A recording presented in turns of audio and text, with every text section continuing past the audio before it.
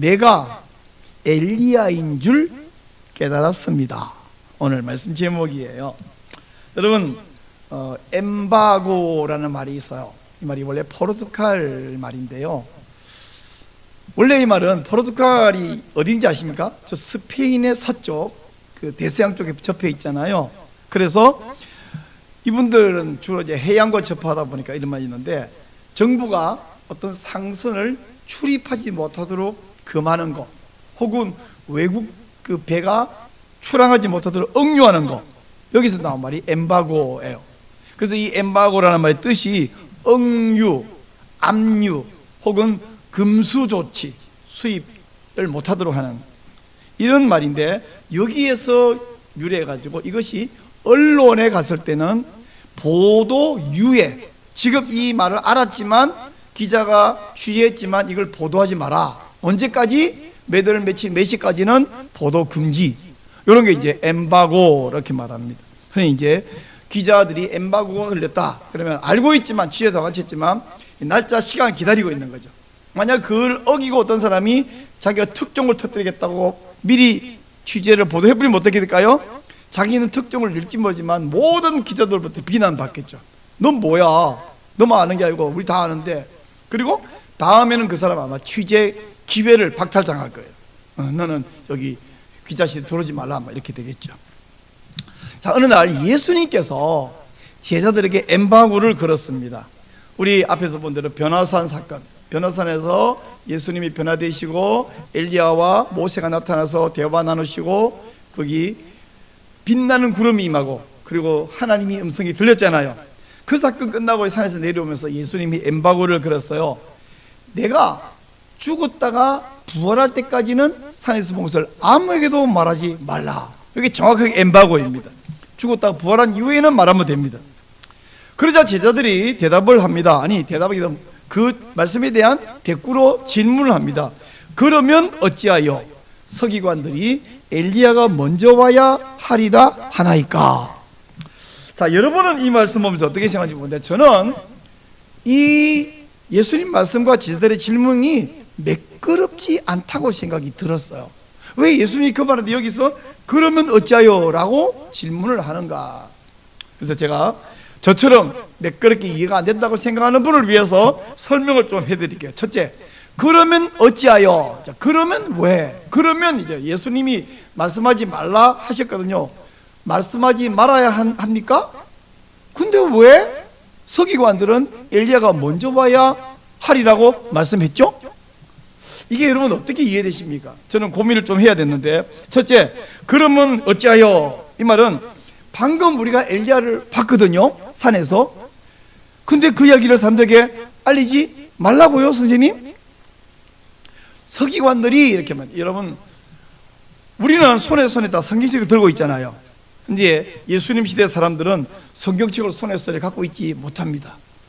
이 책이라는 것은 굉장히 비싸기도 했고, 또 그 시대의 책은 두루마리가 여러 개고 부피도 많았고, 그 개인 가정에 가질 만한 게 아니고요, 저 회당에 가면 있고 성전에 가면 있는 것이 성경이었거든요.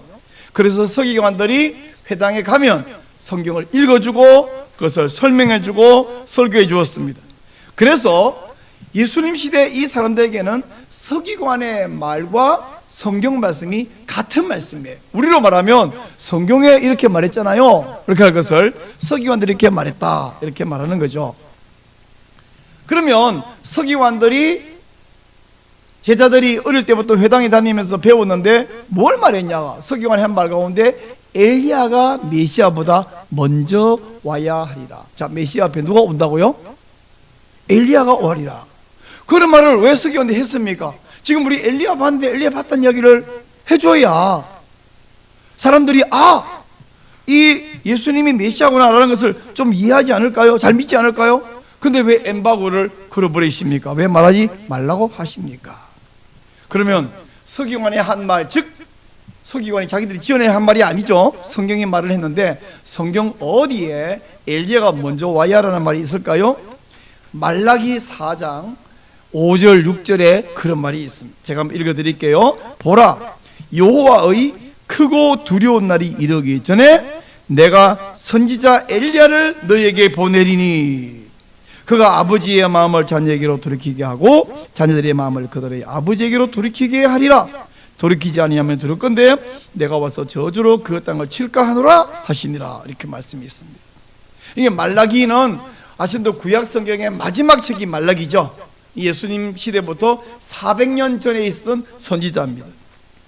그러니까 성경에 우리는 성경 그러면 구약 신약 다 갖고 있지만 예수님 시대는 성경 그러면 구약밖에 없잖아요.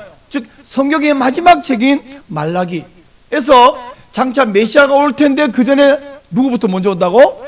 엘리야가 오리라. 자, 이 질문을 합니다. 그랬더니 예수님께서 두 번째 대답하신 것이 11절 12절에 나와 있어요. 자, 이 11절 12절에 있는 예수님의 대답을 제가 조금 풀어서 설명해 드리면 이런 말씀입니다. 맞아, 엘리야가 먼저 와야 한다는 말은 맞단다. 근데 말이야, 엘리야는 이미 왔어. 예?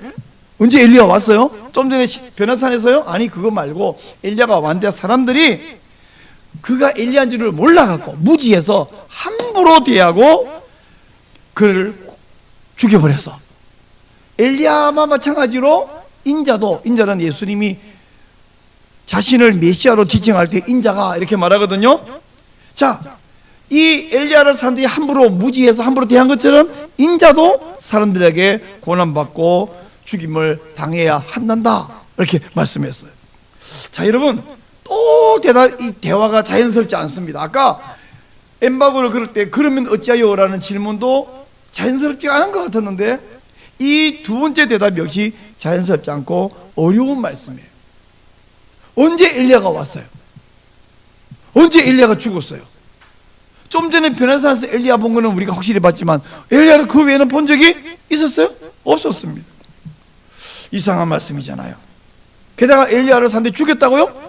아니, 엘리야라는 사람은 열왕기 시대에 북이스라엘 아합 왕 시대에 활동했던 이 위대한 선지자 엘리야, 여러분 성경에 나온 인물 가운데 죽지 않고 산채로 천국에 간 사람이 몇 사람인데, 첫 번째는 노아 홍수 이전에 살았던 에녹이에요. 두 번째는 이 엘리야입니다. 그리고 모세에 대해서는 막 설명이 복잡해서 모세는 안 죽었어요 이렇게 말하기도 곤란한, 그러나 죽었나? 그럼 시신은 어디 있지? 유다스랑 막 설명 보면 그건 이제 논란의 시간 놔놓고 확실한 사람은 에녹과 엘리야를 말할 수 있어요. 근데 엘리야가 안 죽고 살았고, 그리고 방금도 시내산에서 우리가 보았는데 엘리야를 사람들이 죽였다고요? 이게 무슨 말씀일까요? 그래서 막 복잡하고, 근데 제자들이 예수님의 이 아리까리한 어려운 이게 무슨 말씀이지 싶은 그 설명을 듣고 중요한 것은 마지막 13절에 제자들이 깨달았다는 거예요. 뭐라 깨달았는가? 우리가 같이 읽었는데 한 번 더 제가 볼게요. 그제서야 제자들이 예수께서 말씀하신 것이 세례 요한인 줄을 깨달으니라.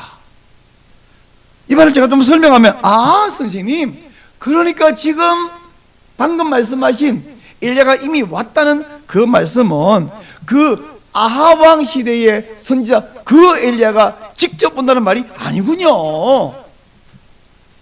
그렇다고 또 방금 변화산에서 우리가 본 것처럼 잠시 나타나고 쫙 보여주고 사라지는 그 말씀도 아니군요.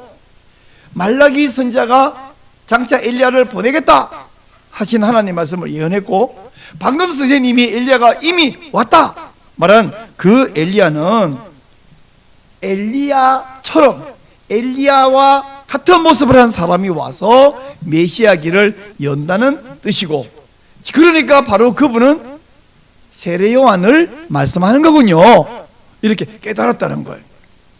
자, 여러분, 제자들이 깨달은 대로 예수님 앞에 나타나서 예수님의 길을 열고 사람들이 예수님을 영접하고 예수님을 믿도록 길을 연 사람은 세례 요한입니다.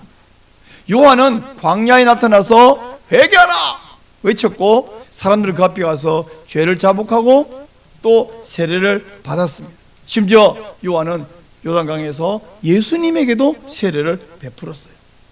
세례 요한이 바로 지금 여기 말라기 4장 5절에서 말하고 있는 그 엘리야입니다. 그러면 그 사실을 확실하게 알 수 있는 성경이 있을까요? 누가복음 1장 17절에 이렇게 말하고 있어요. 제가 좀 설명해 드릴게요. 세례 요한의 아버지 이름이 제사장 사가랴, 한국말로는 그렇게 되어 있는데 스가랴야. 이 사가랴인데, 사가랴가 성전에서 제사장으로서 분향하는 당번이 되어갖고 분향을 하고 있을 때에 그 앞에 천사가 나타났습니다. 그 당시 이 제사장 사가랴에게는 자녀가 없었어요. 아들이 없었어요. 제사장에 아들이 있어야 아들이 제사장직을 계속 이어나가게 되는데, 상속을 해나가게 되는데, 아들이 없으니 얼마나 슬프고 외롭고 사람들로부터 창피하고 무시당하고 늘 그게 기도 제목이고 고민거리였는데, 천사가 와서 사가랴 보고 네 아내 엘리사벳이 아들을 낳을 거야. 근데 이미 사가랴도 엘리사벳도 아들을 낳기에는 그 시대에, 게다가 한 번도 아들 낳아본 적도 없는 불임 부부인데 나이가 상당히 많이 들었어요. 근데 아들을 낳으리라. 깜짝 놀라서, 아니 제 아내 엘리사벳이 이미 아기 낳기에 나이가 너무 많은데요. 그랬더니 너 하나님 말을 안 믿는구나. 너 이 일이 완성될 때까지 너 벙어리 될 거야. 그래서 갑자기 사가랴가 말을 못하는, 이 요한이 태어날 때까지 말을 못하는 사람이 되어버렸습니다. 그리고 천사가 계속해서 하는 말이, 아기가 태어나면 그 아이 이름을 요한이라고 지어라. 그리고 성령이 요한에게 임할 것이고 그에게 엘리야의, 자 여기 중요합니다, 엘리야의 심령과 능력으로 사람들을 죽게 돌아오게 할 것이다. 한번 따라 보실래요? 엘리야의 심령과 능력으로. 그러니까 엘리야라는 그 사람이 진짜 온다가 아니라 엘리야의 심령과 능력을 가진 사람이 올 거라고 누가 말했어요? 천사가 말했어요. 누구한테? 이 세례요한의 아버지, 세례요한이 태어나기 이전에 아버지 사가랴에게 말씀했습니다. 이렇게 태어난 이 세례요한은 제사장 아들이잖아요. 제가 자주 한 말 중에 하나가, 제사장 아들은 가만히 있어도 저절로 제사장 된다고요. 근데 그러면 솔직히 인간적으로 잘 먹고 잘 살거든요. 계급도 높고. 근데 이 사람은 광야에 나가서 생활합니다. 그리고 그 옷차림, 외모가 어떠냐? 낙타 털 옷을 입고 가죽띠를 메고 메뚜기와 석청을 먹었다. 메뚜기 석청은 제가 종종 설명드렸는데 다음에 교회에서 또 설명드릴게요. 낙타 털 옷을 입고 가죽띠를 띠다가, 한마디로 봅시다, 멋있어요? 남루해요? 남루하죠. 멋있는 게 아닙니다. 남루한 차림으로 이렇게 살았어요.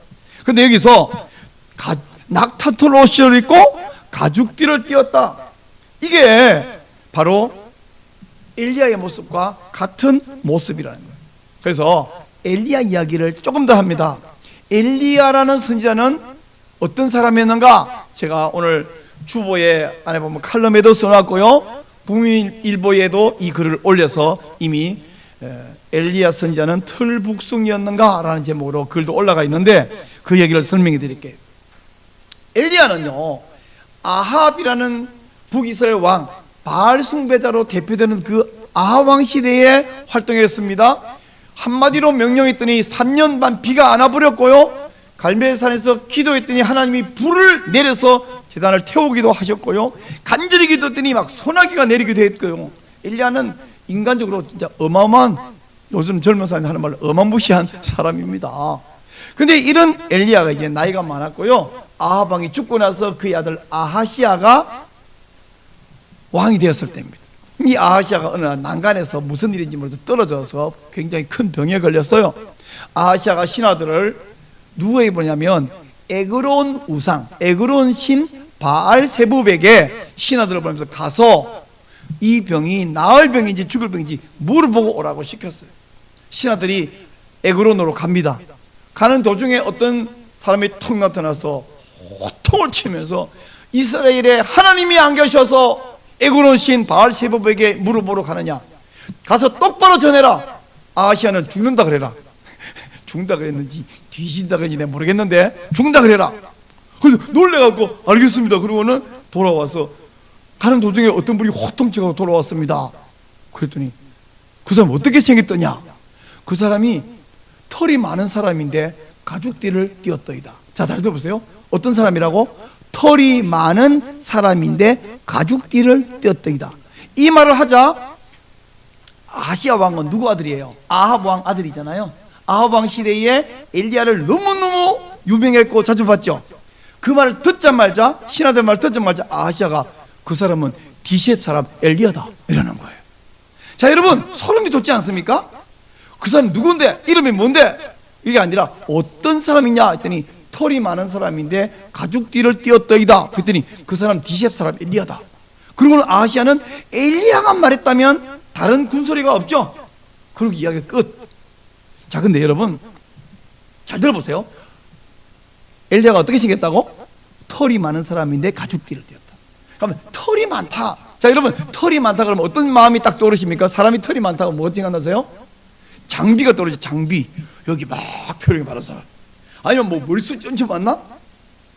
그렇게 생각할 수 있는데 그 생각이 안 맞다는 이야기를 좀 해서 설명드리고, 만약에 털이 많다가 뭐 털은 우리 몸에서 나는 물질이라서 아마 막 털이 많나 이렇게 생각할 수 있는데, 어떤 사람인데 그 사람은 돈이 많아요 그러면 무슨 생각 들어요? 아, 부자구나 이렇게 생각하지 몸에 돈은 주렁주렁 달리는 게 아니잖아, 그죠? 그렇다면 돈이 많다 그러면 아, 돈을 많이 가졌구나 생각하는데, 털이 많다가 두 종류 의미가 있어. 첫째, 여기 털이 막 많이 나는 사람인가 하면 털을 많이 갖고 있다.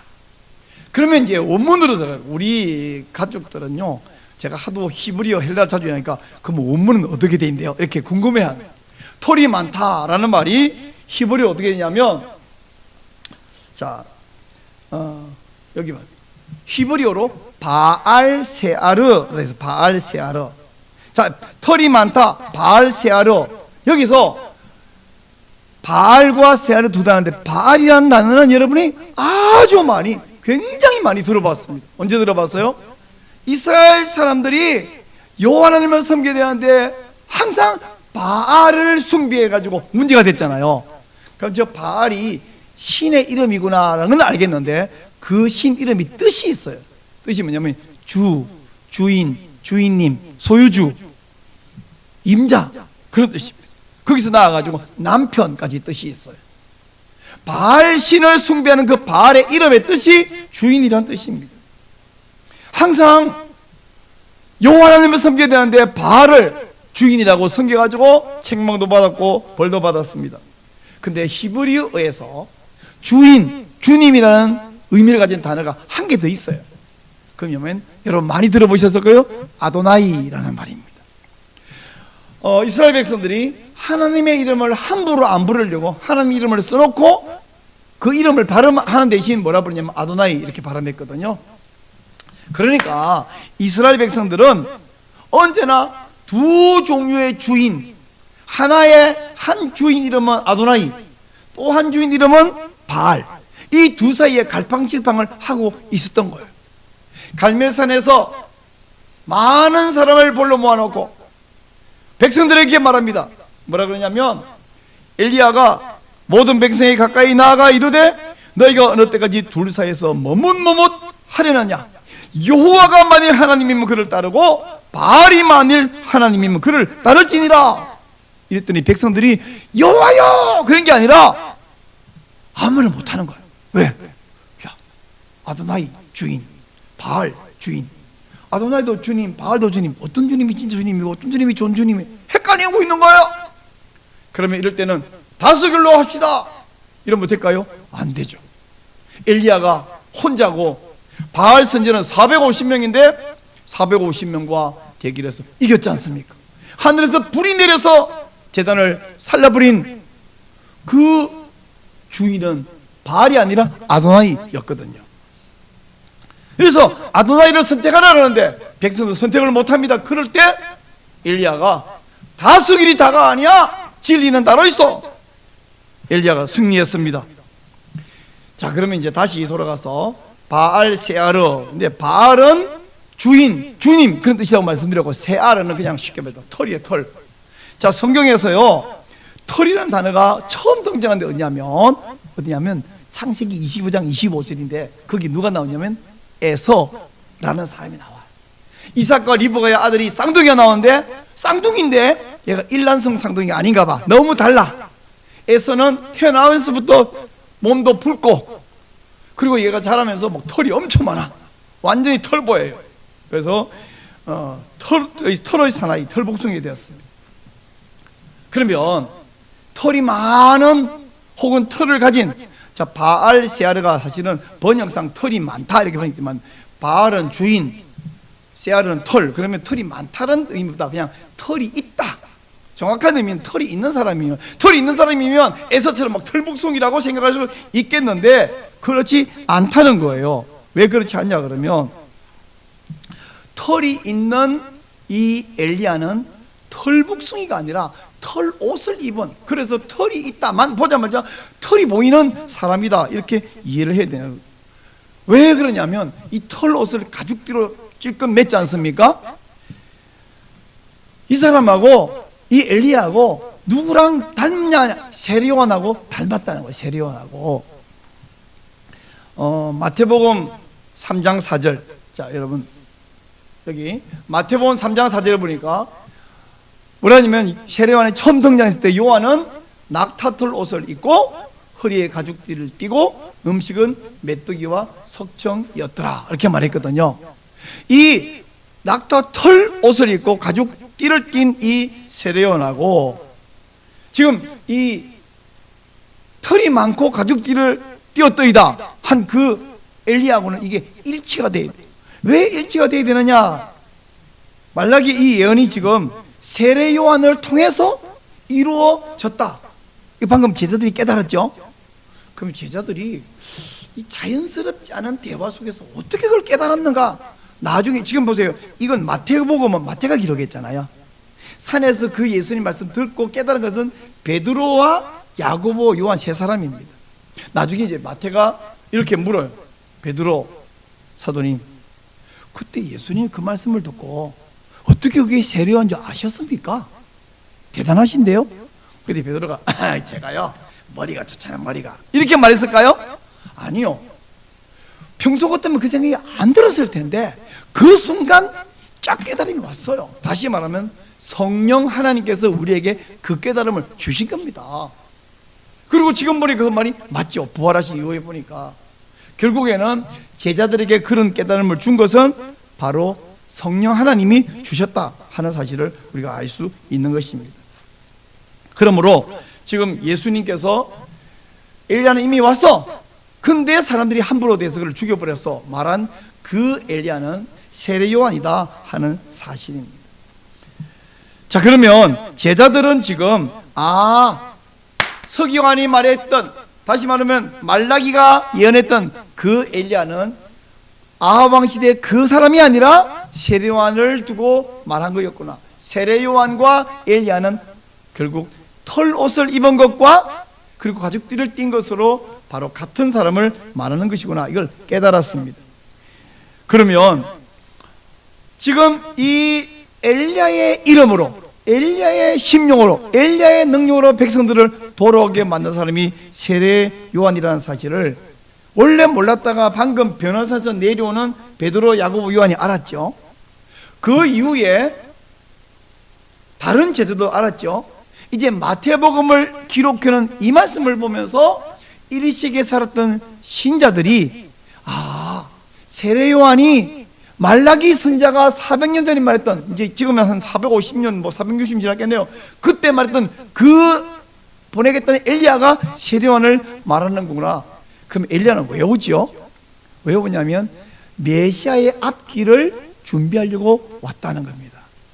여기까지 깨닫고 끝, 엘리야는 세례 요한입니다, 끝, 이러면 안 되는 거예요. 왜냐하면 왜 엘리야가 와야 되느냐 하면 예수님의 앞길을 열려고, 사람들이 예수님을 맞이하도록, 믿고 영접하도록 준비시키려고 왔다는 사실을 제자들도 깨달았고 1세기의 신자도 깨달았다면 그 다음 단계가 뭐냐면, 그러면 그 마태복음에서 마태는 이 이야기를 1세기 신자들에게 왜 써줬어요? 21세기 우리는 이걸 왜 읽어야 돼요? 세례 요한은 엘리야래요, 끝, 이러면 아무 의미가 없는 겁니다. 왜 예수님이 이 말씀 했어요? 결국에는 세례 요한만 엘리야가 아니라 제자들도 엘리야고 1세기에 살고 있던 신자 여러분도 엘리야입니다. 여러분 뭐 하는 사람이냐면 엘리야로 와 있는 거예요. 예수님이 앞길을 열어요. 사람들이 예수님을 알도록 가르쳐주고 예수님을 맞이하도록 사람들에게 끌어들이고 예수님 인도해야 되는 사람이에요. 이야기를 하고 있는 것입니다. 그러면 제가 이 말씀을 묵상할 때 목사로 살고 있는 나는 뭐냐? 내가 엘리야야. 예수님의 길을 열어서 사람들을 데리고 예수님께 가는, 예수님을 사람에게 소개하고 사람들을 예수님께 연결하는 엘리야로 내가 여기 살고 있구나 하는 것을 깨닫는 것입니다. 저만이 아닙니다. 이 말씀을 듣고 계시는 여러분도 한 사람 한 사람이 누구냐? 이름은 세례요한이고 이름은 광이고 이름은 다르지만 내가 여기 왜 있냐? 내가 바로 엘리야다 하는 사실을 깨닫는 것입니다. 근데요, 세례요한이 나가서 회개하라 외칠 때에 사람들은 반응은 크게 말하면 두 가지였습니다. 어떤 사람은 좋아했어요. 아멘 맞이했어요. 근데 어떤 사람은 웃기고 있네, 뭐야 너 보기 싫어 비켜, 거절했습니다. 심지어는 헤롯은 세례요한을 자기의 비리를 지적한다고 화를 내고 감옥에 갇히고 나중에는 목을 잘라버렸어요. 오늘날 사람들은 숫자가 아니라 종류로 나누면 크게 두 종류예요. 한 종류의 사람은 우리를 거절합니다. 배척합니다. 우리가 말하는 거 그런 거 합니다. 그게 뭐 납득이 돼? 기분 안 좋아? 불편해? 예수 이야기만 빼고 다른 이야기는 좋아. 배척하고 거절합니다. 그러나 그런 사람 가운데 반드시 어떤 사람이냐면 처음에는 이해를 못하다가 어느 날 깨닫고 알겠습니다. 그 예수가 생명이라고요. 처음에 뭔 소리인지 몰랐는데 이제는 알겠습니다. 여러분 아까 제자들이 산에서 내려오다가 예수님이 엘리야가 이미 왔단다. 엘리야 언제 왔지? 선생님 엘리야 언제 왔다고요? 그게 뭔 소리예요? 라고 말한 게 아니라 바로 세례요한을 뭔가 깨닫는 것처럼 사람들이 우리가 예수 이야기를 할 때에 어떻게 하면 깨닫냐면 내가 말할 때에 성령님이 그 사람 속에 깨달음을 주시는 거예요. 그럼 말 안 할 때는 안 주십니다.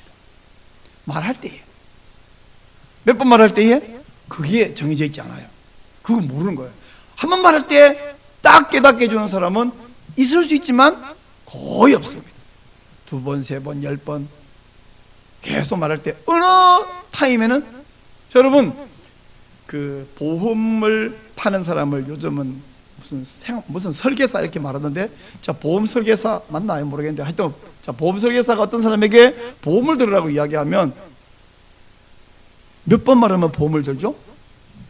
딱 말하자마자 보험 들은 사람이 있을 수 있지만 거의 그런 사람 없어요.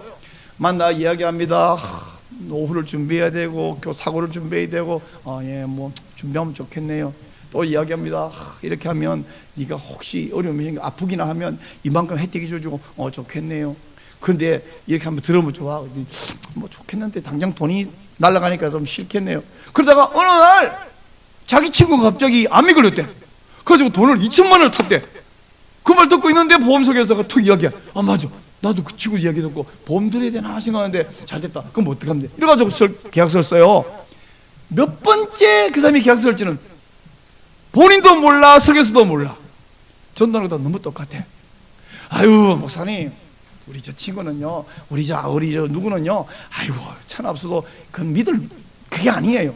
맞아요. 근데 그 사람이 어느 날 제가 아는 분은요, 자기 친구가 저 삼성오리온에서 갑자기 젊은데 죽었대. 그리고 놀래가지고 교회에 온 거예요. 양반이 친구가 죽었다는 이야기 듣고 지가 교회에 온 거예요. 이거 모르는 거죠. 그러므로 언제인지 모르지만 한 가지만 확실합니다. 따라하실래요? 원색적 복음. 왜냐면 복음을 전해야 되는데 볼펜에다가 하나님은 사랑이시라 해가지고 볼펜 하나 선물 주는 이거 갖고는 안 돼. 그냥 이거 하나 적어가지고 볼펜 선물 주면 사람이 볼펜만 써지 이거 보도 안 해. 봐도 이게 뭔 말인지, 뭐 하나님 사랑은 좋은 거잖아. 사랑 누가 말했나. 그게 아니고 원색적 복음을 전해야 돼. 사람은 죄인이에요. 나도 당신도 예배 없이 사람 죄인입니다. 그럼 기분 나빠해요. 그러나 그 말을 해야 돼. 사실이니까. 그리고 그걸 알아야 예수를 영접하니까. 그리고 예수님은 나랑 당신 우리 모두의 죄를 위해서 이 세상에 오셔 죽으셨어요. 그러면 그게 말이 되는 소리냐고 거절하겠지만 그 말하고, 그리고 예수님은 사흘 만에 부활하셨어요. 그러면 세상에 죽은 사람이 사는 게 어디 있어? 그러나 그 말을 해야 돼. 그리고 그 예수님이 내 죄를 위해서, 그리고 네 죄를 위해서 죽으신 것을 믿으면 죄 용서받고 구원받고 예수님 나라 들어가 살 수 있어. 콧방귀를 낄지 모르지만 그게 원칙적 복음입니다. 그 원칙 복음 안 하고 야 우리 교회 엄청 예배당 잘 짓다 와볼래? 그거 아니에요. 예배당 근무라고 아무 상관없어요. 이번에 맛있는 거 있는데 우리 교회 먹으러 올래? 그건 아니에요. 그건 원칙적 복음이 아니에요. 복음을 전하게 하는 여건은 되지만, 여건이 좋으면 조금 더 좋겠지만 여건은 안 좋아도 원칙적 복음을 단 몇 번을 전하든 그걸 전할 때에 그 사람 속에 어느 성령 역사하시지. 우리 교회 이번에 예배당 엄청나게 멋있게 지었다. 리모델링 쫙 하고 성령 역사하기엔 너무 거리가 먼 것입니다. 세례 요한이 외쳤습니다. 배척한 사람도 있습니다. 심지어 죽였습니다. 그러나 회개했고 수많은 사람이 세례를 받은 나중에 이스라엘 사람들이 성령님이 충만하게 임할 때 제자들이 복음 전하니까 막 3,000명, 막 5,000명. 그게요, 성령이 임하셔서 그런 것도 맞고요. 그 전에 예수님이 기적도 보여주고 병자도 살리고 오병이어 기적도 일으키고 경험했어 이유도 맞고요. 그 위에 세례 요한이 회개를 선포했기 때문에도 맞습니다. 자, 여러 가지가 쌓여서 그렇잖아요. 그러면 예수님 복음 전하고 제자들이 복음 전하면 세례 요한 필요 없었냐? 아니요. 반드시 필요했기 때문에 말라기가 말했고, 그리고 하나님이 세례 요한을 보내신 거예요. 복음은요, 나 한 사람이 어느 한 사람에게 한 번만 전하면 구원받는다. 그 미신입니다. 따라해 볼래요? 한 사람이 한 사람에게 한 번만 전하면 된다가 맞다고요? 안 맞다고요? 미신이에요, 미신. 한 사람이 한 사람에게 한 번 전하면 절대 안 되고요. 여러 사람이 이 사람에게 여러 번 전해. 언제 믿는다고? 그걸 모른다고. 보험 언제 계약서 쓴다고? 그걸 모른다고. 또 이 사람이 열심히 보험 소개했는데 계약서는 다른 사람하고 쓸 수 있는 거예요, 그죠?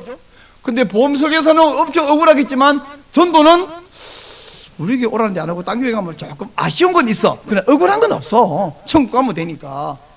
혹시 다른 사람이 전도할 때 우리 교회 올 수도 있잖아. 그럴 땐 기분 좋잖아요. 그러니까 여러 사람이 한 사람에게 여러 번 복음을 전해요. 한 가지 확실한 것, 누가 엘리야라고? 세례 요한이 엘리야죠. 또 누가 엘리야라고? 내가 엘리야라고. 누가 엘리야라고? 여러분 한 명 한 명이 엘리야임을 저는 깨달았습니다. 어떻게 이 말씀 여러분도 깨달으시나요? 여러분이 엘리야인 것을 깨달으시기를 바랍니다. 한번 읽겠습니다. 시작. 내가 엘리야인 줄 깨달았습니다. 여러분 엘리야의 사명을 감당하시기를 축원합니다.